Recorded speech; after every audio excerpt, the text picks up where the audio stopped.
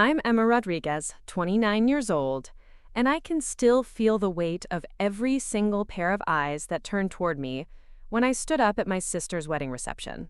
The crystal chandelier above cast perfect light on Isabella's ivory silk gown. The string quartet had just finished playing, and my father had just declared to a room full of 200 guests that I was his biggest mistake.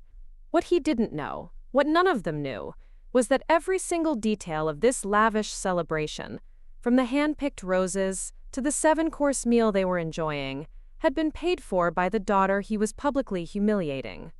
Before we jump back in, tell us where you're tuning in from, and if this story touches you, make sure you're subscribed, because tomorrow, I've saved something extra special for you. The Rodriguez family had always been about appearances. Growing up in our modest 2-story home in Cedar Park, just outside Austin, everything revolved around what the neighbors might think, what the extended family would say, and most importantly, how we measured up to everyone else's children.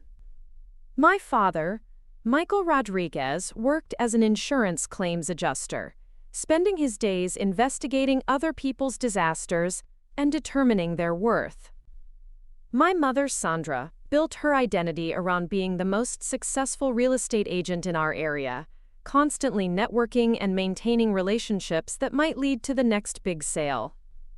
Together, they created a household where success was measured in public recognition, traditional achievements, and the ability to make other people envious. From the moment I could walk, I was compared to my younger sister, Isabella. She was 2 years my junior, but somehow always seemed to be racing ahead of me in the family's estimation.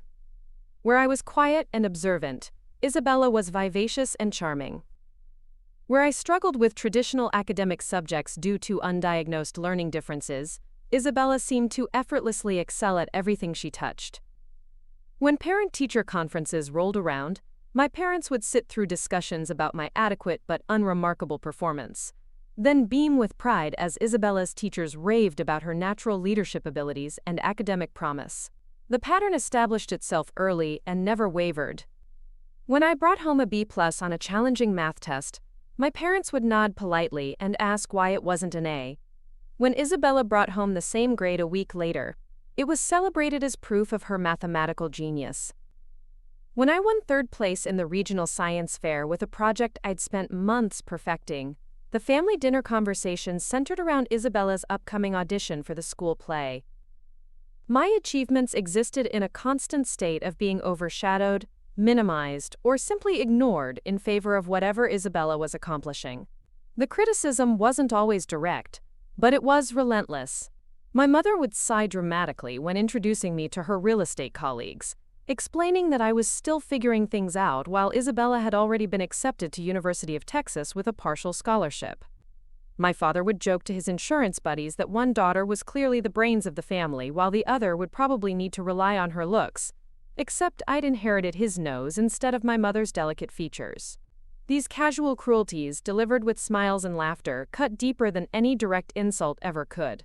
High school brought no relief from this dynamic. While Isabella starred in school productions, dated the quarterback, and collected awards at graduation, I found myself drawn to subjects that weren't valued in our household. I excelled in computer science courses that my parents dismissed as hobbies for antisocial kids. I showed aptitude for research and analysis that my mother characterized as obsessive behavior. When I expressed interest in pursuing criminal justice in college, my father actually laughed out loud, pointing out that someone with my personality would never make it in law enforcement. College became my escape, but even there, the family comparisons followed me. While I was working part-time jobs to supplement my student loans and struggling to maintain my grades at Austin Community College, Isabella was thriving at UT, pledging the most prestigious sorority and being featured in the university magazine for her academic achievements. Family gatherings became exercises in endurance, with relatives constantly asking when I planned to transfer to a real university like my sister, or whether I'd considered following Isabella's example and switching to a more practical major. The turning point came during my 2nd year of community college, when I quietly changed my major to cybersecurity and digital forensics. The program was new, demanding, and perfectly suited to my particular combination of analytical thinking and attention to detail. For the first time in my academic career, I wasn't just keeping up with my classmates, I was leading them. My professors began recommending me for specialized programs and internships. One instructor, Dr. Patricia Williams, pulled me aside after class to suggest I consider applying to the FBI's collegiate internship program. The idea seemed absurd at first. Girls like me, from families like mine, didn't become federal agents. But Dr. Williams saw something in my work that I'd never recognized in myself. She spent hours helping me prepare my application, coaching me through the interview process, and connecting me with contacts in the field. When I was accepted into the program, I made the decision that would define the next decade of my life. I didn't tell my family about the opportunity. Instead, I let them believe I was taking a generic internship with a government contractor. The reality was that I was spending my summers at Quantico, learning from some of the most skilled investigators in the country, and discovering that I had a genuine talent for financial crimes investigation. My supervisors praised my ability to spot patterns in complex data sets, my persistence in following paper trails, and my natural instinct for identifying fraudulent activity. For the first time in my life, I was being recognized for my strengths, rather than criticized for my weaknesses. The internship led to a full-time position offer upon graduation, which I accepted without discussing it with my family. I simply told them I'd found a stable government job that would use my computer skills. My parents seemed relieved that I'd found any employment at all, especially since Isabella was already being courted by prestigious law firms, despite still being in her undergraduate program. They assumed I'd landed some sort of data entry position that would pay the bills while I figured out my real career path. The truth was far more complicated and impressive than anything they could have imagined. Within 6 months of starting at the FBI, I was identified as a rising star in the Financial Crimes Unit.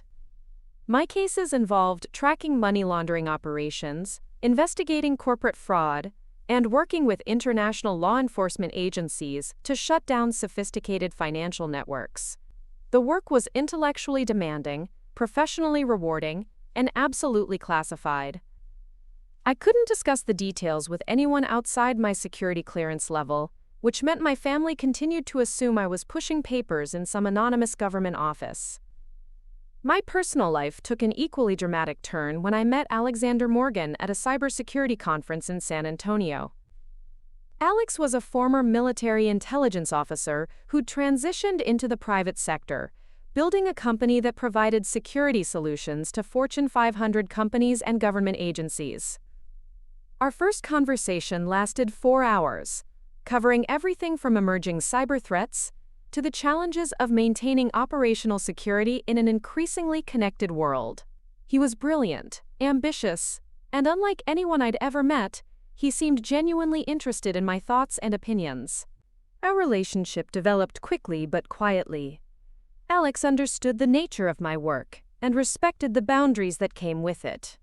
He never pressed me for details about my cases, never questioned my irregular schedule, and never made me feel like my career was a barrier to our relationship. Instead, he supported my professional growth while building his own company into a major player in the cybersecurity field. His success was remarkable, but he wore it lightly, more interested in solving interesting problems than in accumulating status symbols. When Alex proposed after 18 months of dating, we both agreed that we wanted a private ceremony with minimal fanfare. Given our professional situations, a large wedding would have created security concerns and unwanted attention. We were married in a small ceremony in Colorado, with just his sister and my FBI colleague Maria Santos as witnesses. The decision to keep our marriage private wasn't just about security. It was about protecting something precious from the toxic dynamics that had defined my family relationships. For 3 years, I lived a double life that my family never questioned. They saw me as their disappointing daughter who'd landed a boring government job and never seemed to date anyone seriously. They had no idea that I'd become one of the youngest senior special agents in the FBI's Financial Crimes Unit, that I'd been personally commended by the director for my work on a major international case, or that I'd married a man whose company was valued at over $50 million. The invisibility that had once been painful became a source of strength, allowing me to build a life and career on my own terms. Isabella's engagement to Tyler Chen was announced at last year's Christmas dinner, with the kind of fanfare typically reserved for royal weddings. Tyler came from a successful family of physicians, had graduated from law school, and was already being fast-tracked for partnership at a prestigious Austin firm. The match was everything my parents had dreamed of for their golden daughter, and they immediately began planning what they called the wedding of the century. The budget they discussed was astronomical, especially for a family whose combined income was less than what I made in a single year. As the wedding planning progressed, it became clear that my parents were stretching themselves financially to create the perfect event. They'd taken out a second mortgage on their house, liquidated their retirement savings, and were still coming up short of their vision. The stress was visible on both their faces, but they seemed determined to give Isabella the fairy tale wedding that would cement their reputation in the community.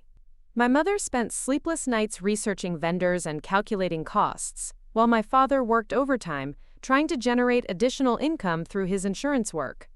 The solution came to me during a particularly difficult case involving a money laundering operation that had been funding terrorist activities.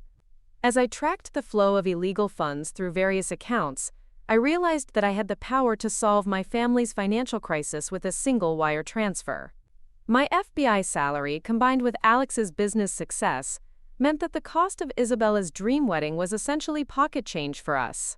But I also realized that simply offering to help would lead to questions I couldn't answer and scrutiny I couldn't afford. Instead, I created a more elegant solution. Through a shell company that Alex had established for legitimate business purposes, I arranged for an anonymous donation to cover the wedding expenses. The money was presented as a gift from a wealthy client of my mother's real estate business, who wanted to remain anonymous but had been impressed by the family's values and character. My parents were stunned by the generosity, but they accepted the explanation without too much questioning. The relief on their faces was worth every penny. Preparing and narrating this story took us a lot of time, so if you are enjoying it, subscribe to our channel. It means a lot to us. Now back to the story. The wedding planning kicked into high gear with the mysterious benefactor's contribution. Isabella chose the most exclusive venue in Austin, the Driscoll Hotel, with its historic ballroom and outdoor terrace overlooking the city. The guest list expanded to include everyone my parents had ever wanted to impress.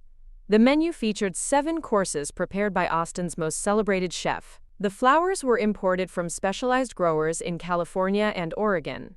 The photographer was flown in from New York. Every detail was perfect, and every detail was funded by the daughter they'd never bothered to know.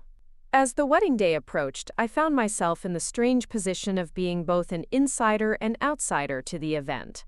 I'd contributed more to making Isabella's dream wedding possible than anyone else, but I was still treated as the family afterthought. My input wasn't solicited for any of the planning decisions. My invitation arrived weeks after everyone else's, almost as if I'd been added to the guest list as an afterthought. When I offered to help with any of the preparations, my mother politely declined, suggesting that I focus on finding something appropriate to wear that wouldn't draw attention away from the bride. The morning of the wedding, I stood in my downtown Austin penthouse, looking out at the city skyline while I prepared for the day ahead. Alex was in Singapore, closing a major deal with a multinational corporation, but he'd offered to fly back for the wedding. I'd insisted he stay focused on his business, not mentioning that I wasn't sure I wanted him to witness what I suspected would be another exercise in family humiliation. I chose a sophisticated navy dress that was elegant but not flashy, paired with pearls that had been a gift from Alex for our second anniversary. Looking in the mirror, I saw a successful, confident woman who'd built an impressive life on her own terms. If only my family could see past their own preconceptions. The ceremony at the Driscoll was everything Isabella had dreamed of and more. The ballroom had been transformed into a garden paradise, with thousands of white roses and peonies creating an ethereal atmosphere. The string quartet played perfectly, the lighting was cinematic, and Isabella looked absolutely radiant in her custom-designed gown. Tyler's family filled the groom's side of the aisle, an impressive collection of doctors, attorneys, and business leaders who represented everything my parents aspired to become. My side of the family looked somewhat overwhelmed by the grandeur, but they were clearly proud to be associated with such an elaborate celebration. I was seated in the third row, behind elderly relatives and family friends, with a clear view of the proceedings but definitely not in the family section. My parents sat in the front row, my mother dabbing at her eyes with a lace handkerchief, my father standing straighter than I'd seen him in years. When the officiant asked who gave Isabella away, my father's voice boomed across the ballroom with obvious pride. This was his moment to shine, to publicly present his successful daughter to her equally successful husband. I felt a familiar pang of something like grief for the relationship we'd never had, but I pushed it aside and focused on Isabella's happiness. The reception began with cocktails on the terrace, where Austin's skyline provided a stunning backdrop for the celebration. Guests mingled among the carefully arranged floral displays, sipping champagne and sampling hors d'oeuvre that had been prepared by the city's most exclusive catering company. The atmosphere was festive and elegant, with live jazz music creating the perfect ambiance for the kind of social networking that my parents live for. I found myself standing alone near the edge of the terrace, watching the festivities while nursing a glass of sparkling water. My isolation didn't go unnoticed by the extended family members who'd made the trip for Isabella's big day. My cousin Sophia, who'd always been kind to me despite the family dynamics, approached with a warm smile and a genuine interest in catching up. She asked about my work, my living situation, and my plans for the future with the kind of authentic curiosity that had become rare in my family interactions. When she mentioned that she'd heard I was doing well for myself, I deflected with vague comments about staying busy and enjoying my career. If only she knew the truth about exactly how well I was doing. As the evening progressed and the champagne flowed freely, the conversations became more animated and the family dynamics more pronounced. My parents held court near the center of the terrace, regaling anyone who would listen with stories about Isabella's achievements and the impressive match she'd made with Tyler. They spoke about the wedding planning process, the vendors they'd selected, and the attention to detail that had gone into creating such a memorable event. What they didn't mention, because they didn't know, was that their mysterious benefactor was standing 20 feet away, watching them take credit for a celebration she'd made possible. The formal dinner was announced, and guests began moving inside to the ballroom, where round tables had been set with crystal, fine china, and elaborate centerpieces. I found my assigned seat at a table near the back of the room, alongside distant relatives and family friends who seemed surprised to discover that Isabella had an older sister. The conversation at my table was polite but stilted, with several people asking what I did for work and looking confused when I gave my standard vague answers about government contracting. One elderly gentleman actually asked if I was married, then looked sympathetic when I said I was, but my husband couldn't attend due to business obligations. The dinner service was impeccable, with each course more elaborate than the last. The wine pairings were perfect, the presentation was restaurant quality, and the flavors were sophisticated and memorable. As I ate the meal I'd unknowingly paid for, I couldn't help but appreciate the irony of the situation. Everyone at the table was praising the food, the service, and the overall elegance of the celebration, while I sat quietly knowing that none of it would have been possible without my anonymous contribution. After dinner, the speeches began with Tyler's best man delivering a heartfelt tribute to the couple's love story and their bright future together. Isabella's maid of honor, Gabriella, spoke movingly about their friendship and Isabella's qualities as a person and future wife. The speeches were touching and well-crafted, painting a picture of a couple who were perfect for each other and destined for happiness. When my father stood to give the father of the bride's speech, the room fell silent with anticipation. Michael Rodriguez had always been comfortable with public speaking, a skill that served him well in his insurance work when he needed to present findings to clients or colleagues. Tonight, he was in his element, standing before a room full of people who were there to celebrate his daughter's success. He began with humor, sharing embarrassing childhood stories about Isabella that made the audience laugh and created a warm, familial atmosphere. He spoke about her academic achievements, her personal qualities, and the pride he felt in watching her grow into the remarkable woman she'd become. Then he turned his attention to the match itself, praising Tyler's family and professional accomplishments while highlighting how well-suited he was to Isabella. He spoke about the importance of marrying within your social and educational level, about finding a partner who shared your values and ambitions. The speech was going well, the audience was engaged, and I was actually starting to relax and enjoy hearing my sister praised so eloquently. That's when everything changed. As my father continued his speech, his eyes found me at my table near the back of the room. For a moment, I thought he might actually acknowledge me, perhaps make a brief comment about being proud of both his daughters, or expressing gratitude for the family support that had made the evening possible. Instead, his expression shifted, and I saw something that made my stomach drop. "You know," he said, his voice carrying easily across the silent ballroom, "having Isabella marry into the Chen family really highlights the importance of making good choices in life." He paused, taking a sip of his wine while maintaining eye contact with me. As parents, Sandra and I have always believed that success isn't just about luck or natural talent. It's about making smart decisions, working hard, and not giving up when things get challenging. The room remained respectfully quiet, but I could feel the energy shifting. My father's tone had changed from celebratory to something more pointed, more deliberate. He continued, "We've been blessed with 2 daughters. And while we're incredibly proud of Isabella's achievements and the woman she's become, we've also learned that not every child will live up to their potential, no matter how much love and support you provide." I felt heat rising in my cheeks as I realized where this speech was heading. Other guests at my table were glancing between my father and me, clearly sensing the tension but not understanding the full context. My mother was looking uncomfortable, her smile becoming forced, but she wasn't intervening. "Emma," my father said, turning to gesture in my direction, "represents the challenges that every family faces when one child simply refuses to apply themselves. Despite having the same opportunities as her sister, despite our constant encouragement and support, she's chosen to settle for mediocrity. At 29, she's still working an entry-level government job, still single, still living paycheck to paycheck, while her younger sister has achieved everything we ever hoped for." The silence in the room was deafening. I could feel hundreds of eyes turning toward me, some sympathetic, others curious, all of them witnessing my public humiliation at my sister's wedding. My father wasn't finished.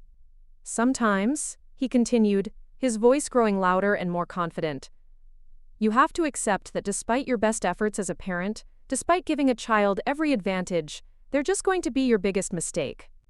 Emma has been a disappointment from the day she was born, and frankly, having her here tonight just makes Isabella's success shine even brighter by comparison." The words hit me like a physical blow. My biggest mistake.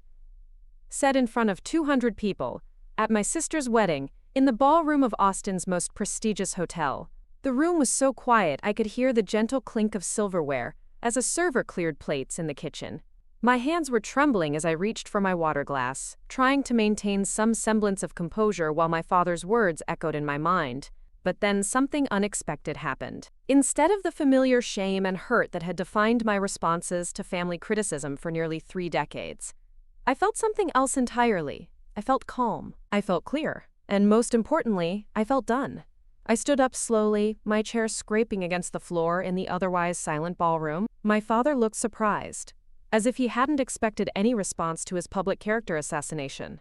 The guests at my table were staring at me with expressions ranging from sympathy to curiosity to outright fascination. Isabella looked mortified, Tyler looked confused, and my mother looked like she wanted to disappear into the floor. "Dad," I said, my voice carrying easily across the room despite my deliberate, calm tone, "I think there's something you should know about your biggest mistake." I reached into my purse and pulled out my phone, opening the banking app that showed my FBI Federal Credit Union account. The balance displayed was more than my father made in 2 years. Then I opened the app for the business account Alex and I shared for our investments, which showed a balance that represented generational wealth. But most importantly, I opened the transaction history for the shell company that had provided the anonymous donation for Isabella's wedding. "This wedding," I said, holding up my phone so the transaction details were visible, "this beautiful, perfect, expensive wedding that you've been taking credit for planning and hosting was paid for by your biggest mistake." I touched the screen to enlarge the transaction details, showing the date, amount, and recipient information. The sum was staggering, more than most people spent on their first house, transferred from Morgan Holdings LLC to Rodriguez Wedding Fund, on the same day my parents had received their mysterious benefactor's contribution. "Emma," my father said, his voice suddenly uncertain, "what are you talking about?" "I'm talking about the fact that you've been living in my house for the past 3 years, Dad. The house you think you're renting from your mysterious landlord who never raises the rent and always responds to maintenance requests immediately, that's my property. I bought it for you and Mom because I thought you deserved to live somewhere nice, even if you'd never accept help directly from your disappointment of a daughter. The gasps from the audience were audible now. I could see my mother's face going pale as she processed what I was saying. Isabella had sat down heavily in her chair, her perfect wedding makeup unable to hide her shock.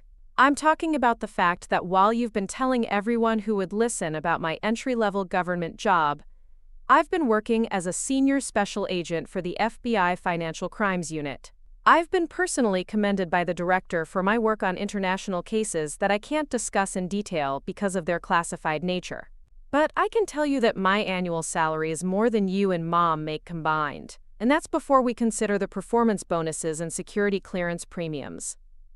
I paused, looking around the room at faces that were registering varying degrees of shock, disbelief, and fascination. The story was far from over, but I could see that the power dynamic in the room had already shifted completely. Most importantly, Dad, I'm talking about the fact that your biggest mistake is married to Alexander Morgan, the CEO of Morgan Cybersecurity Solutions. You probably haven't heard of the company because you've never shown any interest in my life, but Alex's firm provides security solutions to Fortune 500 companies and government agencies. His net worth is somewhere north of $50 million. And he chose to marry your biggest mistake because he sees value in me that you've never bothered to look for. The ballroom was so quiet now that I could hear the air conditioning system cycling on. My father's face had gone from confident to confused to something approaching horror as he realized the magnitude of what he'd just done.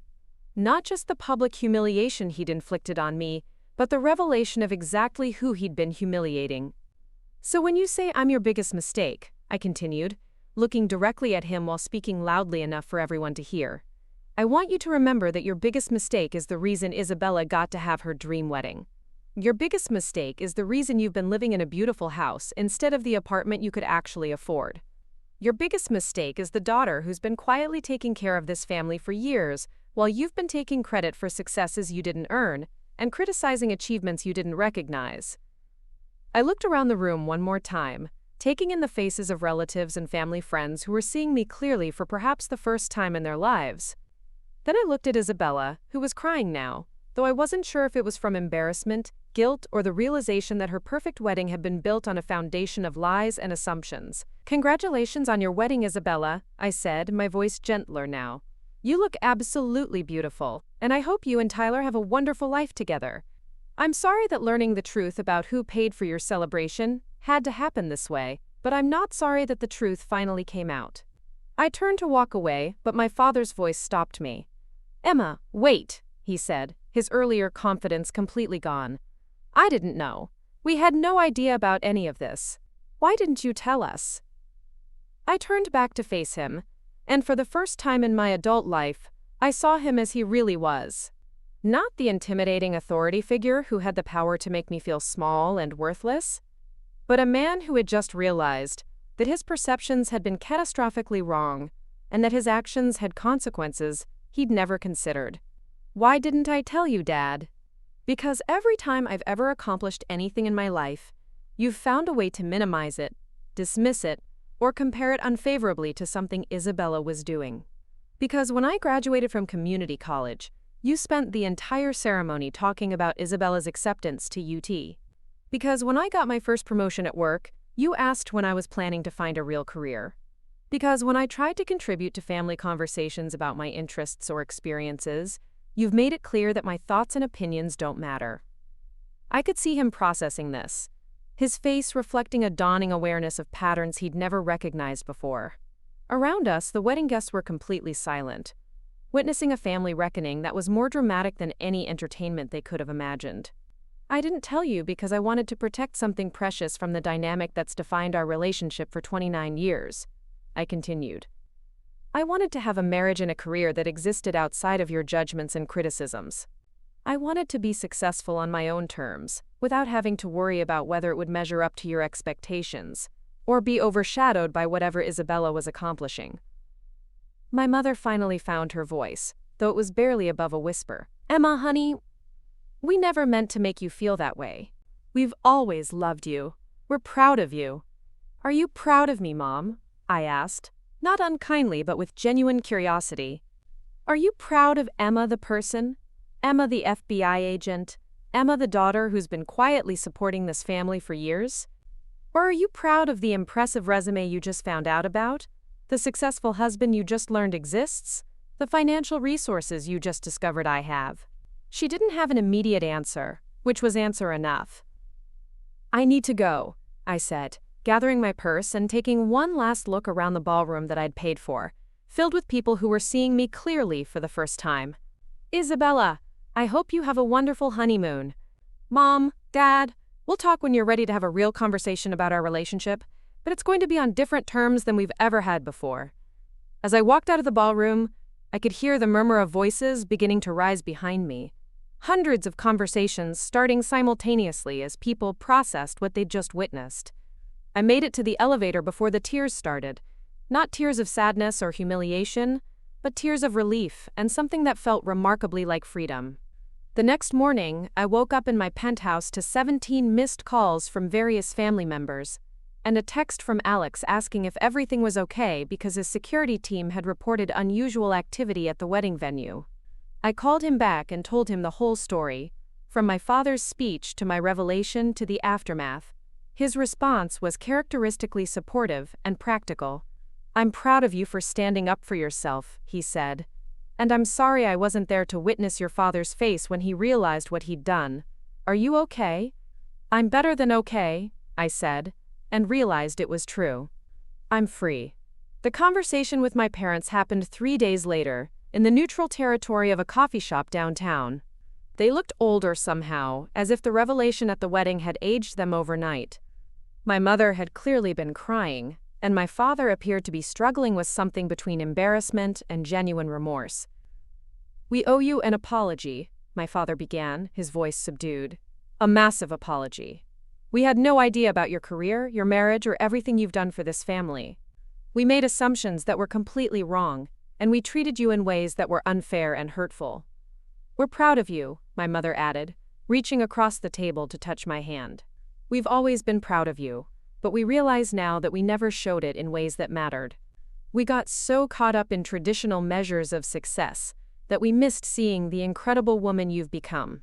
I studied their faces, looking for sincerity behind the words. What I saw was genuine remorse, confusion, and a dawning awareness of how their behavior had affected me over the years. It wasn't a complete transformation that would take time and consistent effort, but it was a beginning. "I appreciate the apology," I said carefully, "but I need you to understand that this isn't just about the wedding or the things you didn't know about my life. This is about a pattern of behavior that's been going on for nearly 30 years. If we're going to have a relationship going forward, it needs to be based on mutual respect and genuine interest in who I am as a person, not just what I've accomplished or what I can provide." They agreed to family counseling, something I'd never thought I'd hear them suggest. Isabella and Tyler, who had cut their honeymoon short to deal with the family crisis, joined us for several sessions where we worked through decades of hurt feelings, misunderstandings, and toxic dynamics. The process was painful and slow, but it was also necessary and ultimately healing. 6 months later, my relationship with my family is cautiously optimistic. My parents have made genuine efforts to get to know me as an adult, asking about my work in ways that respect my security clearances and showing interest in my marriage to Alex. Isabella and I have developed a closer relationship than we'd ever had, built on honesty about how the family dynamics had affected both of us in different ways. Tyler, to his credit, has been a positive influence on the family, bringing an outsider's perspective that has helped everyone recognize and address problematic patterns. Alex and I bought a larger house in Westlake, with enough space to host family gatherings when we choose to. My parents still live in the Cedar Park house, but now they know who owns it, and they pay market-rate rent, which we put into a college fund for any future grandchildren. The financial arrangement is transparent and fair, removing the deception that had complicated our relationship. The FBI work continues to be challenging and rewarding, with my recent promotion to supervisory special agent bringing new responsibilities and recognition. Alex's company has expanded internationally, requiring more travel but also creating opportunities for us to work together on cases that benefit from both law enforcement and private sector expertise. Our marriage has only grown stronger through the challenges, built on a foundation of mutual respect and support that makes us both better at our individual pursuits. Most importantly, I've learned that family relationships don't have to be accepted as unchangeable fixtures in our lives. They can be renegotiated, improved, or in some cases limited when they become toxic or destructive. The revelation at Isabella's wedding was painful for everyone involved, but it also created an opportunity for honest conversation and genuine change that might never have happened otherwise. If you're watching this and you've ever felt invisible or undervalued in your own family, I want you to know that your worth isn't determined by their recognition or approval. Sometimes the most powerful thing you can do is succeed quietly, on your own terms, until you're ready to share your truth with the world. Sometimes standing up for yourself requires dramatic action, but more often it requires the quiet courage to set boundaries and demand the respect you deserve.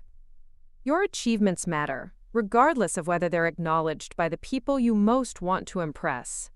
Your value as a person isn't diminished by others' inability to see it. And sometimes, the family you create through your choices and relationships is more supportive and loving than the family you were born into. The wedding revelation changed everything for our family, but the real transformation happened in the months that followed, as we all learned to see each other more clearly and interact more honestly. It wasn't easy, and it wasn't always comfortable, but it was necessary. And ultimately, it was worth it. Share your own stories of family transformation in the comments below, and remember that it's never too late to demand the respect and recognition you deserve. Your truth matters, and sometimes sharing it can change everything. The damage from that Christmas dinner when I was 16 still echoes in my mind whenever I think about family gatherings. It was the year Isabella had been selected as the lead in the school's production of Romeo and Juliet, and naturally, the entire evening revolved around celebrating her theatrical triumph. I had just received my acceptance letter to a prestigious summer program at the University of Texas, focused on digital forensics and cybersecurity, something I'd worked toward for months. The program only accepted 30 students nationwide, and I was one of only 5 from Texas. I was bursting with excitement, finally having something significant to share that might earn me some recognition at the family table. The moment never came.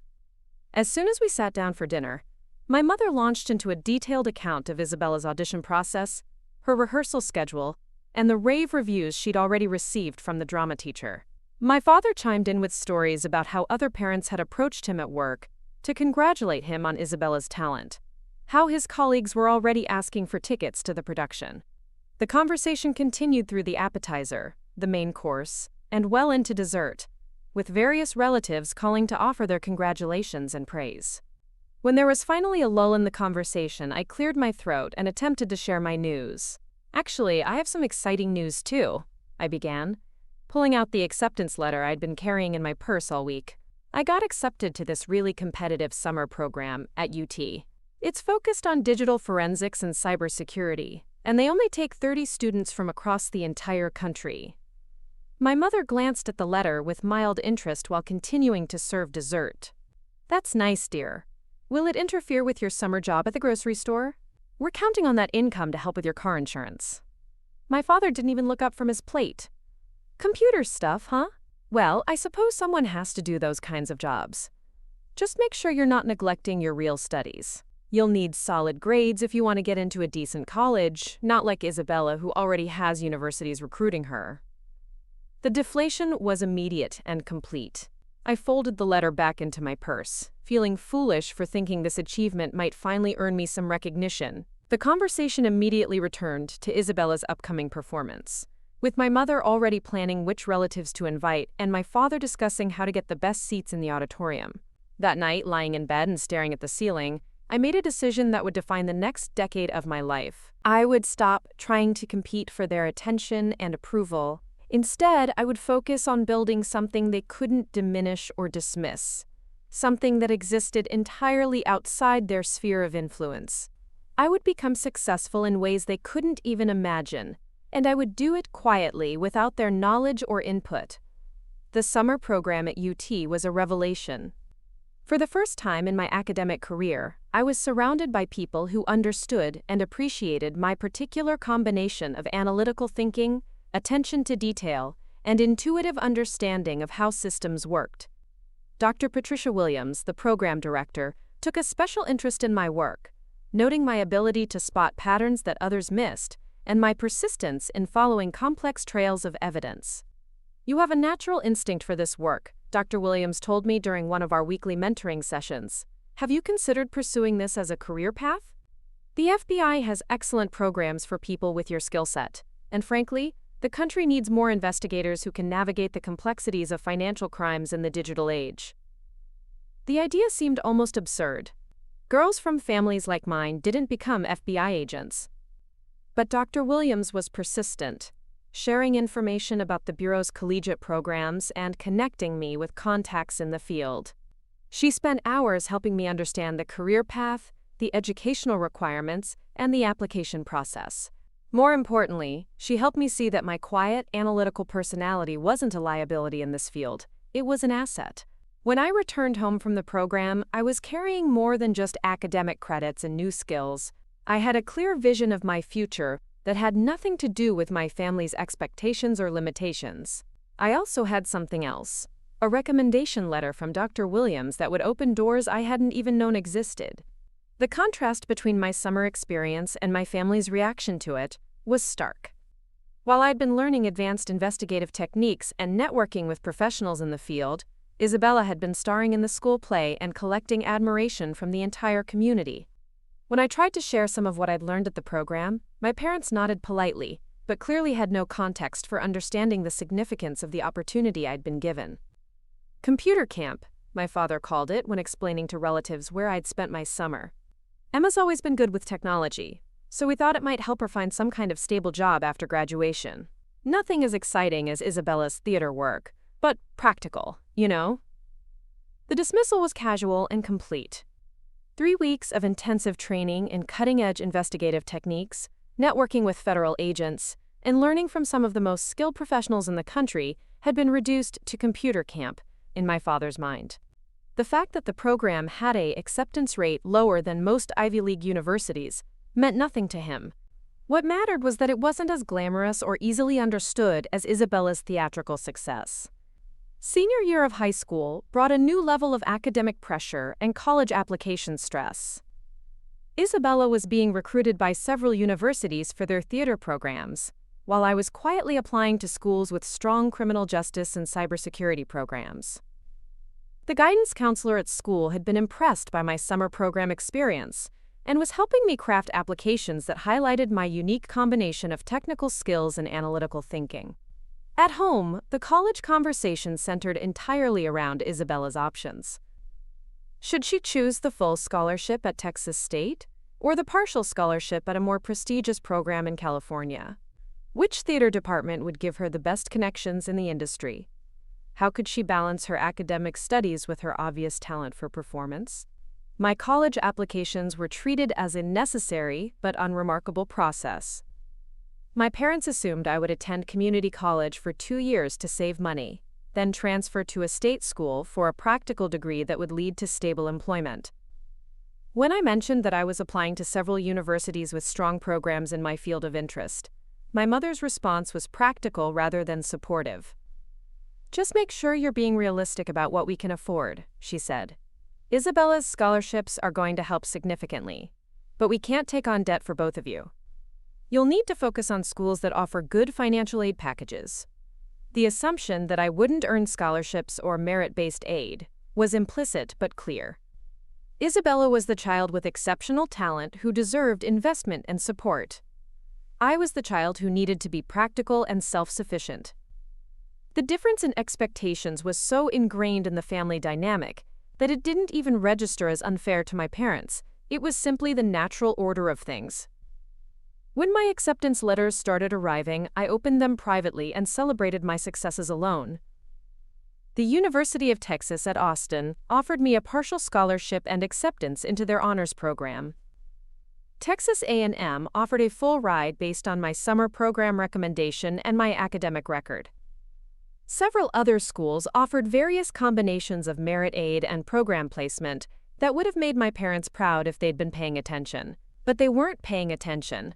They were focused on Isabella's decision-making process, weighing the pros and cons of her various options, and seeking advice from friends and relatives about which choice would best serve her career goals. My acceptances were acknowledged with brief congratulations and immediate questions about cost and practicality. "That's wonderful, dear," my mother said when I showed her the Texas A&M full scholarship offer. "A free education is certainly practical. What would you study there?" When I explained that I'd been accepted into their criminal justice program with a focus on digital forensics, my father's response was immediate and deflating. "Law enforcement? Emma, that's a dangerous career for a woman. Have you considered something more suitable, like teaching or social work? You have the personality for working with people who need help." The suggestion that I lacked the capability for challenging, high-stakes work was delivered with such casual certainty that it took my breath away.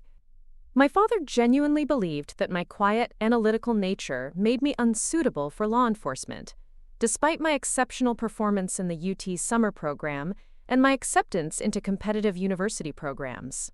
"I think Emma would make an excellent agent," Dr. Williams said when I called to update her on my college acceptances. "The Bureau needs people who can think methodically, work independently, and maintain focus during long, complex investigations." The flashy, aggressive stereotype of law enforcement is mostly Hollywood nonsense. Real investigative work requires exactly the skills you've demonstrated. Her confidence in my abilities was a stark contrast to my family's assumptions about my limitations. It was also a reminder that there were people in the world who saw my potential clearly, even if those people weren't related to me. The summer before college, I made another decision that would prove crucial to my future success. Instead of taking a traditional summer job, I applied for and was accepted into an internship program with the Travis County Sheriff's Office. The program placed college-bound students in various departments to give them exposure to different aspects of law enforcement work. I was assigned to the Financial Crimes Unit, where I would be working with investigators who specialized in fraud, embezzlement, and other white-collar crimes. The internship was unpaid, which meant I had to continue working evenings and weekends at the grocery store to earn money for college expenses. The schedule was exhausting, but the work was fascinating. I was learning about real investigations, observing interviews with suspects and witnesses, and helping to analyze financial records that were crucial to building cases. Detective Maria Santos, my supervisor at the sheriff's office, was impressed by my ability to spot discrepancies in financial documents and my patience with the tedious work of tracing money trails. "You have a natural eye for this," she told me after I'd identified a pattern of suspicious transactions that had been overlooked by other investigators. "Have you considered federal work? The FBI's Financial Crimes Unit would be lucky to have someone with your instincts." The suggestion planted a seed that would grow throughout my college years. But at the time, I was simply grateful to have found work that felt meaningful and challenging. For the first time in my life, I was being praised for qualities that came naturally to me, rather than criticized for not being more like Isabella. At home, my internship was viewed as another impractical decision that demonstrated my inability to focus on realistic goals. "You're working for free when you could be earning money," my mother pointed out. "I don't understand why you're wasting your time with this police work when you could be developing more marketable skills." My father was more direct in his criticism. "This fantasy about law enforcement needs to stop, Emma. You're not cut out for that kind of work. You're too sensitive, too quiet, too easily overwhelmed. Why don't you focus on something that plays to your actual strengths?" The irony was that my supervisor and colleagues at the sheriff's office had identified my quiet, analytical nature as my greatest strength, while my family saw it as a fundamental weakness that would prevent me from succeeding in challenging work. The disconnect was so complete that I began to feel like I was living in two completely different worlds. Isabella's summer was spent in a prestigious theater intensive in New York, an opportunity that my parents had researched extensively and supported with considerable financial sacrifice. She returned home with stories of Broadway workshops, networking events with industry professionals, and friends who were already booking professional roles. The contrast between her glamorous summer and my unpaid internship was noted and commented on by various family members. "Isabella's really making connections that will help her career," my aunt commented during a family barbecue. "It's so important to invest in opportunities that will pay off in the long run. Emma's police work is nice, but it's not going to lead anywhere significant." The dismissal was delivered with a smile and apparent kindness, but it cut deeply. My internship had already led to a formal recommendation from Detective Santos and an offer to continue working with the Financial Crimes Unit during college breaks. I was building relationships with professionals who respected my work and saw potential in my future. But because my achievements weren't easily understood or traditionally impressive, they were dismissed as hobbies rather than career development. My freshman year at Texas A&M was a liberation. For the first time in my life, I was surrounded by people who had no preconceptions about my capabilities or limitations. My professors evaluated my work based on its quality, not on comparisons to a sibling. My classmates respected my insights and contributions to group projects. Most importantly, I was being challenged intellectually in ways that brought out my best thinking. The criminal justice program was rigorous and comprehensive, covering everything from constitutional law to investigative techniques to the psychology of criminal behavior. I excelled in courses that required analytical thinking and attention to detail, often earning the highest grades in classes that other students found difficult and tedious. My professors began to notice my consistent performance and my particular aptitude for courses related to financial crimes and digital forensics. Dr. James Mitchell, who taught advanced investigative techniques, pulled me aside after class one day to discuss my career goals. "Have you given any thought to federal work?" he asked. "The FBI has excellent programs for students with your academic record and practical experience. I'd be happy to provide recommendations when you're ready to apply." The suggestion was becoming a recurring theme. Multiple professors, professionals in the field, and even some of my classmates were independently arriving at the same conclusion. I had the skills and temperament for federal law enforcement work. The only people who couldn't see this potential were the members of my own family. Thanksgiving break of my freshman year provided another painful reminder of the family dynamics that had shaped my childhood. Isabella was home from her first semester at UT, where she was majoring in theater with a minor in business. She was full of stories about her classes, her professors, and the productions she was already being considered for. The conversation at dinner revolved around her experiences, her future plans, and the impressive connections she was making in the theater program. When the conversation briefly turned to my college experience, the questions were perfunctory, and the interest was minimal. "How are your grades?" my mother asked. "Are you making friends? Are you still thinking about that police work?" When I tried to share my excitement about my courses and my professor's encouragement about federal law enforcement opportunities, my father's response was immediate and dismissive. "Emma, you need to be more realistic about your prospects.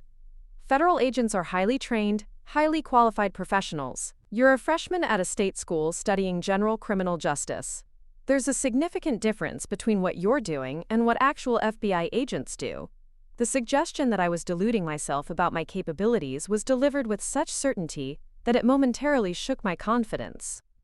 But then I remembered Detective Santos's praise for my analytical skills, Dr. Mitchell's encouragement about federal opportunities, and my own successful performance in challenging coursework. The disconnect between my family's perceptions and everyone else's assessment of my potential was becoming impossible to ignore. Christmas break brought another family gathering focused entirely on Isabella's achievements and future plans. She had been cast in the spring production of Much Ado About Nothing and was already being considered for summer theater programs that would further enhance her resume. The conversation was animated and supportive, with multiple family members offering advice, connections, and encouragement. My own academic successes were mentioned briefly and dismissed quickly. When I showed my parents my transcript, which included a 4.0 GPA and recognition for academic excellence, my mother's response was practical rather than celebratory. "That's good, dear. Keep working hard and maybe you'll be able to transfer to a better school for your junior year." The assumption that my current success was merely a stepping stone to something more legitimate was implicit but clear. Isabella's achievements were celebrated as evidence of her exceptional talent and bright future. My achievements were acknowledged as adequate progress toward hopefully becoming more successful eventually. The pattern was so entrenched that even I had begun to internalize it. Despite the external validation I was receiving from professors and professionals, despite my consistent academic performance and growing confidence in my chosen field, I still felt the familiar uncertainty whenever I was around my family. Their inability to see my potential had been so consistent for so long that it had become difficult to trust my own perception of my abilities. Spring semester brought new challenges and opportunities. I was taking more advanced courses, including a seminar on white-collar crime that was taught by a former FBI agent. The class was small, intensive, and designed to prepare students for graduate work or professional positions in law enforcement. I was one of only 12 students selected for the seminar, and the only freshman in the group. Professor Rebecca Chen had spent 15 years with the FBI's Financial Crimes Unit before transitioning to academia. She brought real-world experience and practical insights that made the coursework incredibly relevant and engaging. More importantly, she had a reputation for identifying students with the potential for federal work and helping them navigate the application process. "Emma," she said after class one day, "I'd like to discuss your career plans. Have you considered applying for the FBI's collegiate internship program? It's highly competitive, but based on your performance in this seminar and your background with the sheriff's office, I think you'd be an excellent candidate." The FBI collegiate internship program was something I'd researched extensively but hadn't dared to consider seriously. The acceptance rate was less than 5%, and most successful applicants came from prestigious universities with perfect academic records and extensive extracurricular achievements. The idea that I might be competitive for such a program seemed almost too good to be true. Professor Chen spent the next hour explaining the application process, the program requirements, and the career opportunities that typically followed for successful participants. She offered to provide a recommendation letter and to connect me with contacts in the bureau who could provide guidance about the application process. "I need to be honest with you," she said as our meeting concluded. "This program is extremely competitive, and there are no guarantees. But you have exactly the combination of analytical skills, work ethic, and practical experience that the bureau is looking for. I think you have a real chance of being accepted." The possibility was thrilling and terrifying in equal measure. If I were accepted into the FBI collegiate program, it would validate everything I'd been working toward and dreaming about. It would also prove that my family's assessment of my limitations had been completely wrong. But if I were rejected, it would confirm their belief that I was reaching beyond my capabilities and setting myself up for disappointment. The application process was extensive and demanding. In addition to academic transcripts and recommendation letters, I had to complete a detailed personal history questionnaire, undergo a preliminary background check, and participate in multiple interviews. The process took months and required me to articulate my career goals, my motivations for federal service, and my understanding of the challenges and responsibilities of FBI work. Throughout the application process, I made the decision to keep my efforts private. I didn't want to endure my family's skepticism about my chances of success, and I didn't want to face their disappointment if I wasn't accepted. Instead, I focused on presenting the strongest possible application while maintaining my academic performance and continuing my work with the sheriff's office.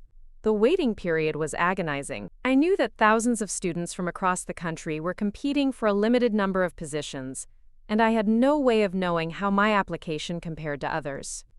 Professor Chen assured me that she had submitted a strong recommendation, and Detective Santos had provided a detailed letter about my work with the Financial Crimes Unit.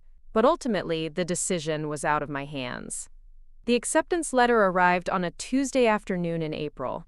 I was in my dorm room studying for a constitutional law exam when I checked my email and saw the message from the FBI Human Resources Division. My hands were shaking as I opened the email and read the first line. "Congratulations, Ms. Rodriguez. We are pleased to inform you that you have been selected for the FBI Collegiate Internship Program." The email went on to provide details about the program, including the training location, the duration of the internship, and the security clearance requirements. But I could barely focus on the specifics. I had been accepted into one of the most competitive internship programs in federal law enforcement. I was going to spend the summer training at Quantico with some of the most skilled investigators in the country. The validation was overwhelming. After years of being told that I was reaching beyond my capabilities, that I was being unrealistic about my prospects, that I lacked the qualities necessary for challenging work, I had been selected for an opportunity that less than 5% of applicants received. The contrast between my family's perceptions and this external validation was so stark that it took hours for the reality to sink in. I called Professor Chen immediately to share the news. Her response was enthusiastic and supportive, but not surprised. "I knew you had the potential," she said. "This is just the beginning. Work hard this summer, learn everything you can, and start thinking about your long-term career goals. The Bureau invests heavily in interns who show promise, and you have all the qualities they're looking for. The decision about whether to tell my family about the internship was more complicated. Part of me wanted to share the achievement and finally earn some recognition for my accomplishments. But another part of me was reluctant to expose this precious opportunity to their skepticism and limitations. After several days of internal debate, I decided to tell them about the internship, but to downplay its significance and competitiveness. I got accepted to a summer internship with the FBI, I announced during a family dinner. It's based in Virginia, and I'll be working with their financial crimes unit. The response was mixed. My mother seemed pleased that I had found a structured summer activity that would look good on my resume. My father was more skeptical, questioning whether unpaid federal work was a wise use of my time when I could be earning money for college expenses. FBI internship, Isabella said with genuine interest. That sounds impressive. Is it competitive? Somewhat, I replied, not wanting to emphasize just how competitive it actually was. It's a good opportunity to see if this kind of work is really what I want to do long term. The conversation moved on quickly to other topics, primarily Isabella's summer plans and her preparation for auditions at several theater festivals. The internship was acknowledged as a positive development but not celebrated as a significant achievement. The family's ability to minimize my successes had become so automatic that even an acceptance into a program with a 5% acceptance rate was treated as moderately interesting news rather than a remarkable accomplishment. As I prepared for my summer at Quantico, I felt a mixture of excitement and determination. I was finally going to have the opportunity to prove myself in the field I'd been dreaming about for years. I was going to work alongside professionals who would evaluate my potential based on my performance, rather than their preconceptions about my limitations. Most importantly, I was going to begin building a career that existed entirely outside my family's sphere of influence. Whatever happened at Quantico, whatever opportunities emerged from the internship, whatever direction my career ultimately took, it would be based on my own merits and efforts rather than on anyone else's assessment of my worth. The summer was going to change everything, though I couldn't have predicted exactly how profound those changes would be. I was about to discover not only that I had the skills and temperament for federal law enforcement work, but that I had a natural talent for it that would accelerate my career in ways I'd never imagined possible. But first, I had to survive the next few months of family dynamics, while keeping my growing confidence and expanding opportunities private. The balancing act was becoming more difficult, as the gap between my family's perceptions and my actual achievements continued to widen. But I was determined to protect my dreams from their limitations until I was strong enough to defend them publicly. The transformation was already beginning, though none of us realized it yet. The quiet, underestimated daughter was about to become someone none of them would recognize, and the revelation would come at the worst possible moment for everyone involved. The first morning at Quantico felt like stepping into a different universe. The FBI Academy sprawled across 385 acres of Virginia forest, its red brick buildings and manicured lawns projecting an atmosphere of serious purpose and professional excellence. As I walked through the entrance of the main administration building, carrying my security badge and orientation packet, I felt a mixture of nervousness and exhilaration that I'd never experienced before. The other collegiate interns were an impressive group. There was Marcus Thompson from Harvard, studying international relations with a focus on terrorism prevention. Sarah Kim from Stanford had already completed graduate coursework in cybersecurity and spoke 3 languages fluently. David Chen from Georgetown was pursuing a joint degree in law and criminal justice, with the kind of credentials that made him seem destined for federal prosecution work. Looking around the room during our first briefing, I felt the familiar imposter syndrome creeping in. The voice in my head that sounded remarkably like my father asking what I was doing among such accomplished people. But that voice was quickly silenced by the reality of the program itself. The FBI's collegiate internship wasn't about pedigree or connections. It was about capability and potential. Our first assignment was to analyze a complex financial fraud case that had been closed several years earlier, working in teams to identify the investigative techniques that had been used, and to suggest alternative approaches that might have been more effective. I found myself partnered with Jennifer Walsh, a junior from Notre Dame who was studying forensic accounting, and Michael Roberts, a senior from the University of Chicago with a background in computer science. The case involved a sophisticated Ponzi scheme that had defrauded investors of over $30 million, with financial records that spanned multiple countries and involved dozens of shell companies. While my teammates focused on the legal aspects and technical infrastructure of the fraud, I gravitated toward the pattern analysis that had always come naturally to me. Something about the timing of the transactions seemed odd, a subtle rhythm that suggested the perpetrator had been operating under specific constraints or pressures. I spent hours mapping the flow of money through various accounts, looking for anomalies that might reveal additional information about the criminal organization. "Emma, this is incredible work," said Special Agent Patricia Reeves, the supervisor who was overseeing our team's progress. "You've identified transaction patterns that our original investigation team missed. This kind of analytical thinking is exactly what we need for complex financial crimes." The praise was gratifying, but more importantly, it was specific and professional. Agent Reeves wasn't complimenting my effort or my attitude. She was recognizing my actual contribution to the investigation. The difference between this kind of recognition and the patronizing comments I'd grown accustomed to at home was stark and refreshing. As the weeks progressed, I found myself consistently performing at the top of the intern class. The work was challenging and demanding, requiring long hours and intense focus, but it played to all of my natural strengths. The analytical thinking that my family had dismissed as obsessive behavior was valued as methodical investigation. The attention to detail that had been criticized as perfectionism was praised as thoroughness. The quiet persistence that had been characterized as stubbornness was recognized as the kind of determination that solved complex cases.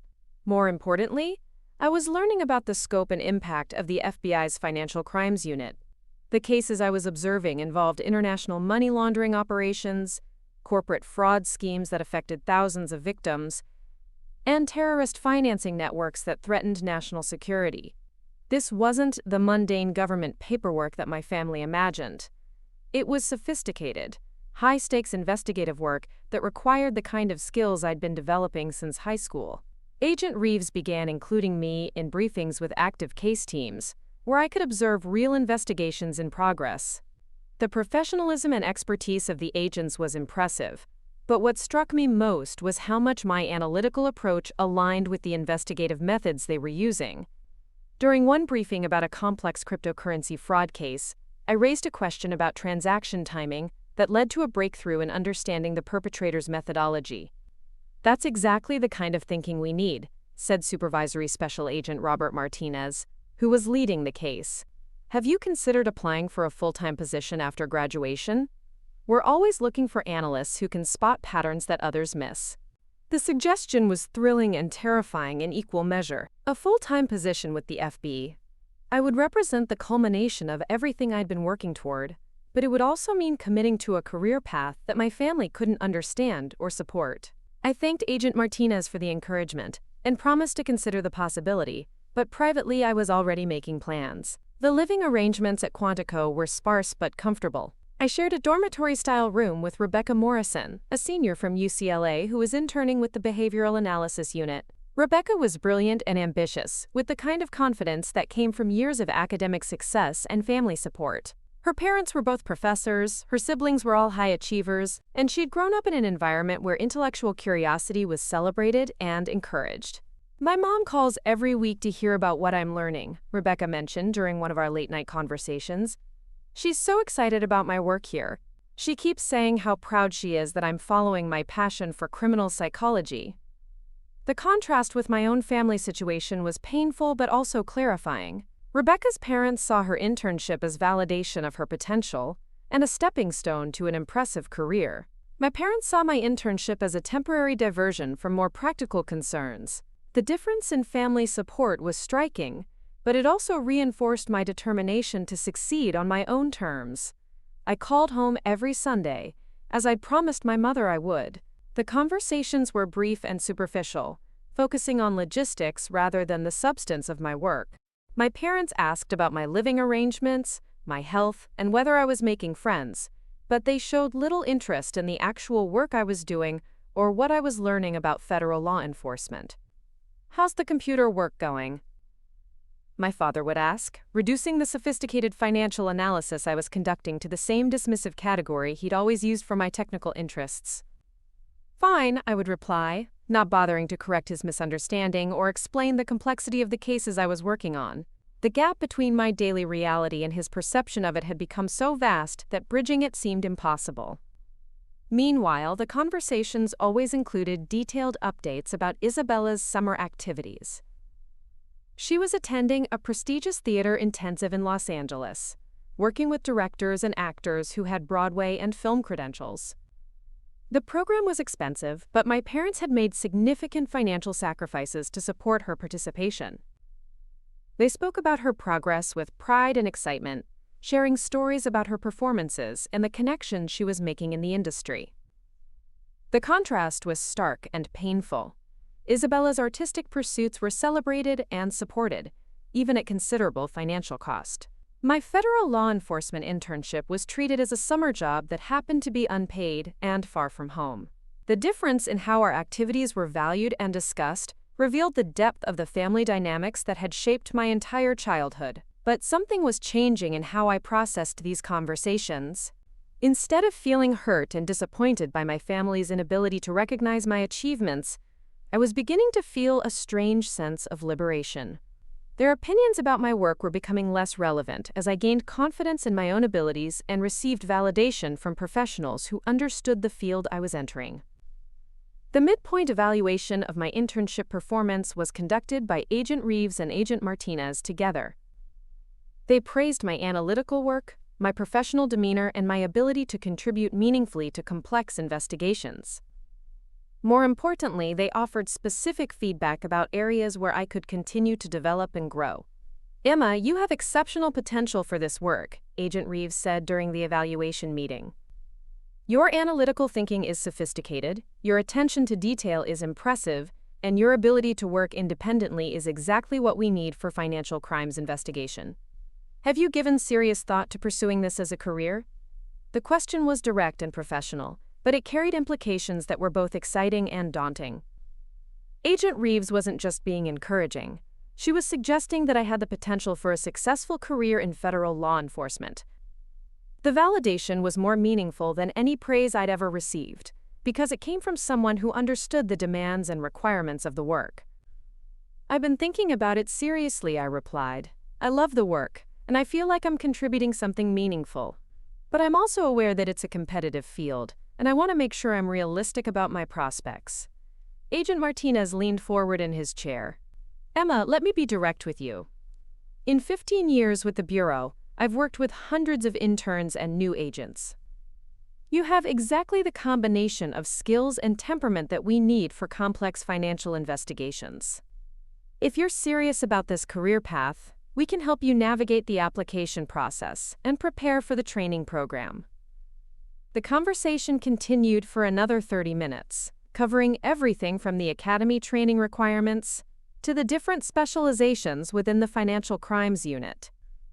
By the time I left the meeting, I had a clear understanding of the career path that lay ahead and the support that would be available to help me pursue it.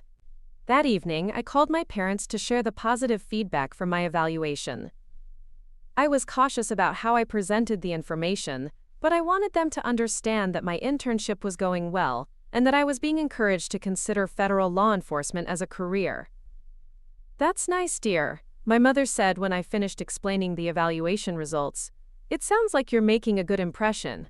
Just remember that this is still an internship, not a real job. You'll need to focus on finishing your degree and developing more practical skills." My father was more direct in his skepticism. "Emma, these people are being polite and encouraging because that's their job. Don't let temporary praise go to your head. Federal law enforcement is extremely competitive, and they hire the best of the best. You need to be realistic about your chances of actually getting hired." The dismissal was so automatic and complete that I felt something shift inside me. For the first time in my life, I had external validation from professionals who understood the field I was entering. I had specific, detailed feedback about my strengths and potential.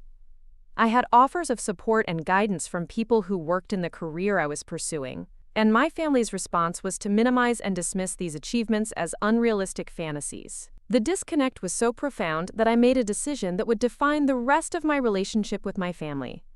I would stop sharing information about my professional development and career progress. If they couldn't recognize my potential when it was validated by experts in the field, then they didn't deserve to be part of my journey toward success. The remaining weeks of the internship were both intensive and transformative.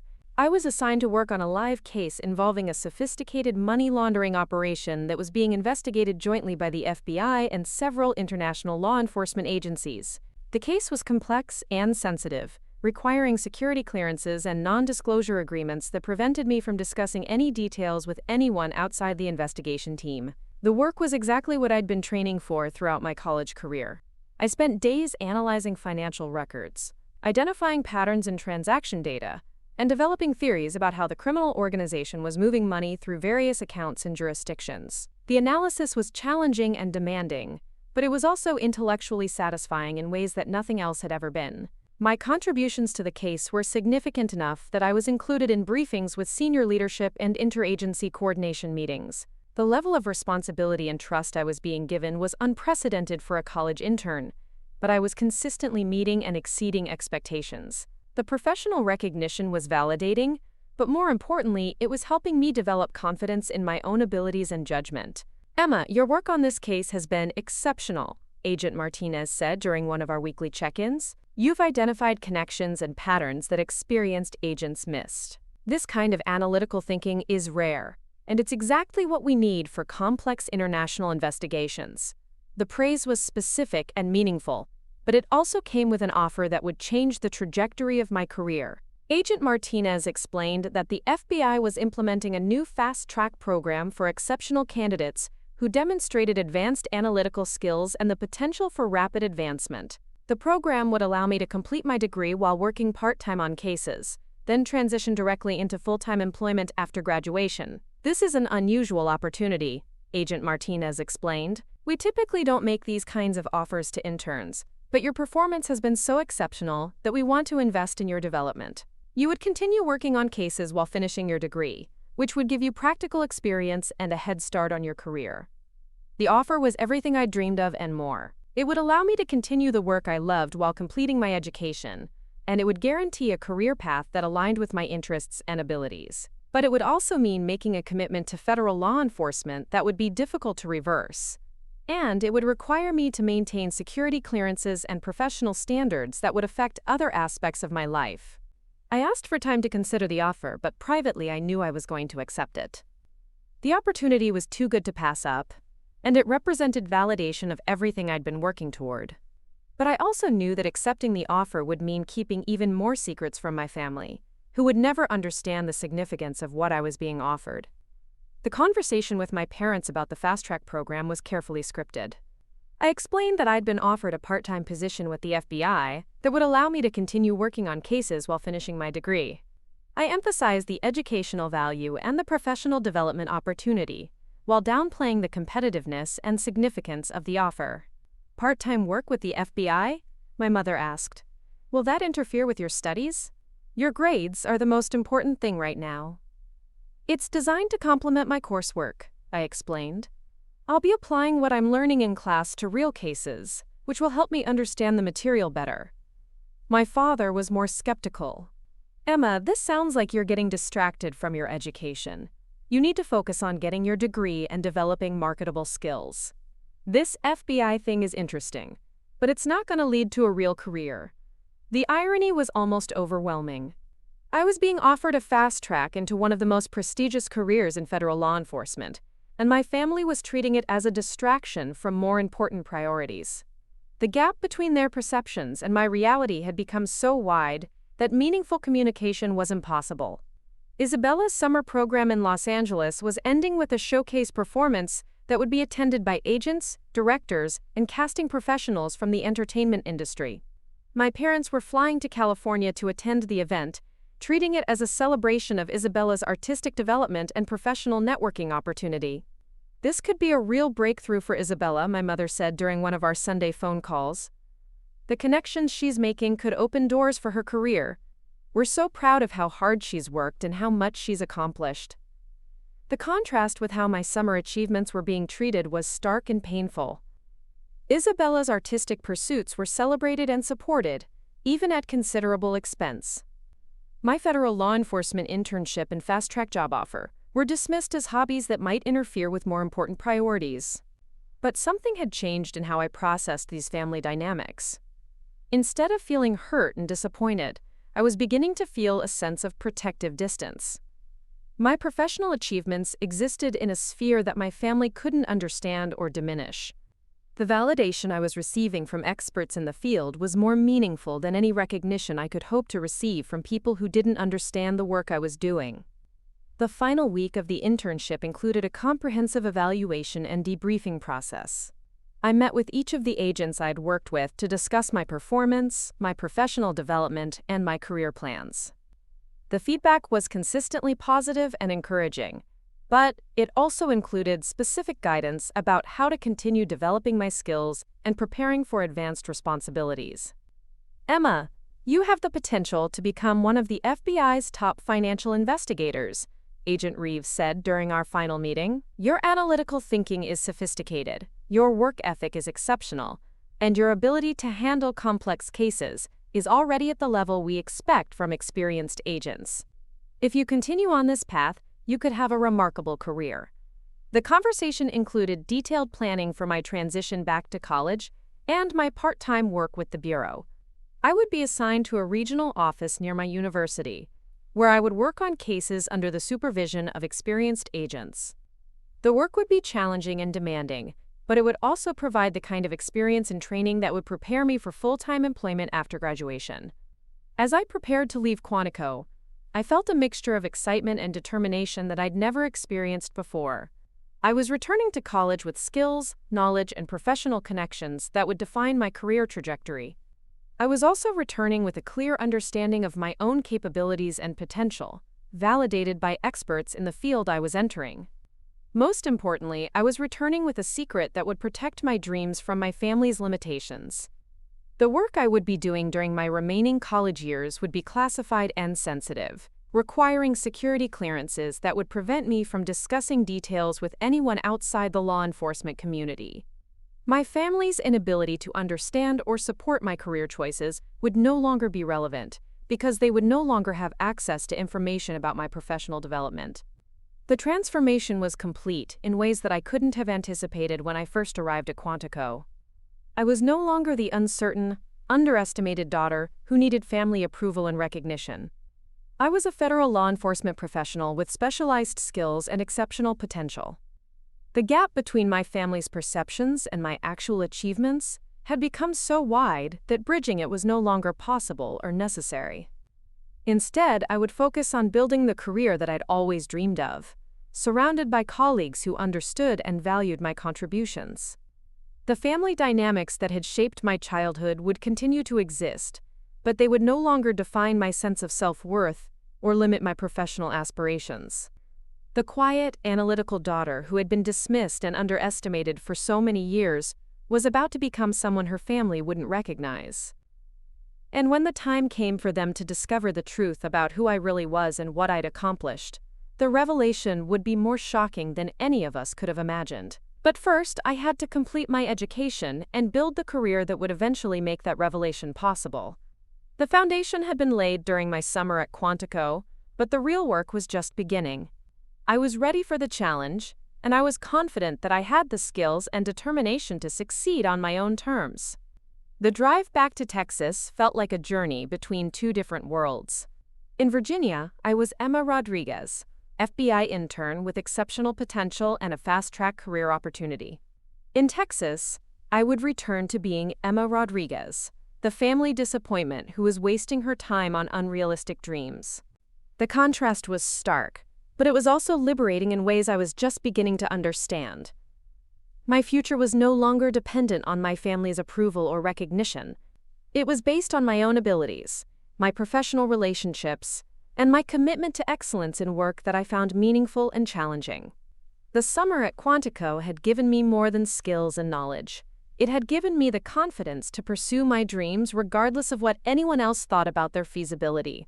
The transformation was irreversible, and the consequences would eventually reshape every relationship in my life. But for now, I was content to let my family continue their misperceptions while I quietly built the career that would eventually prove them wrong in the most dramatic way possible. The silence that followed my revelation seemed to stretch on forever. 200 wedding guests sat frozen in their chairs, champagne glasses halfway to their lips, everyone processing what they'd just witnessed.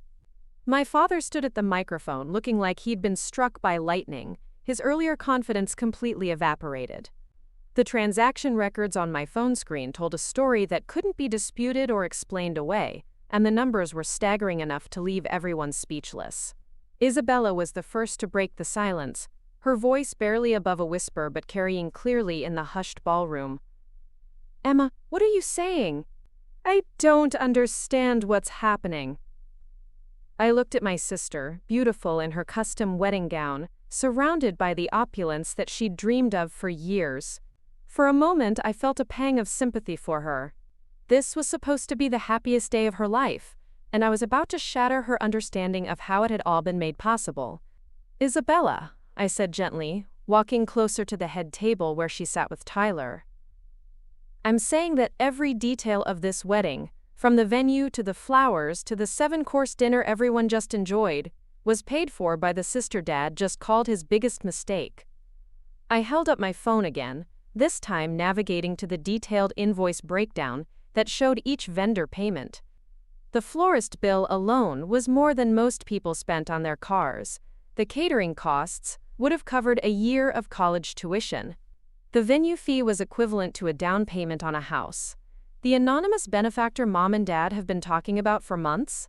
I continued, my voice steady despite the emotional weight of the moment. The mysterious wealthy client who supposedly wanted to help the family? That was me.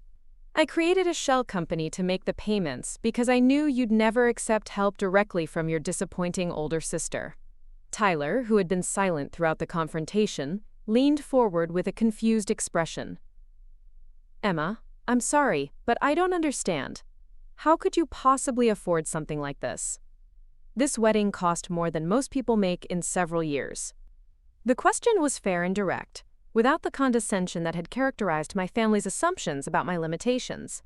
I appreciated Tyler's straightforward approach, and it made me more willing to provide a complete explanation. "Tyler, the FBI position that my family thinks is an entry-level government job? I'm actually a senior special agent in the Financial Crimes Unit. I've been with the Bureau for 6 years, working on cases that involve international money laundering, terrorist financing, and corporate fraud. My annual salary, before performance bonuses and security clearance premiums, is more than my parents make combined." I pulled up my official FBI credentials on my phone, showing my badge number and clearance level. The credentials were impressive enough that several guests at nearby tables leaned forward to get a better look.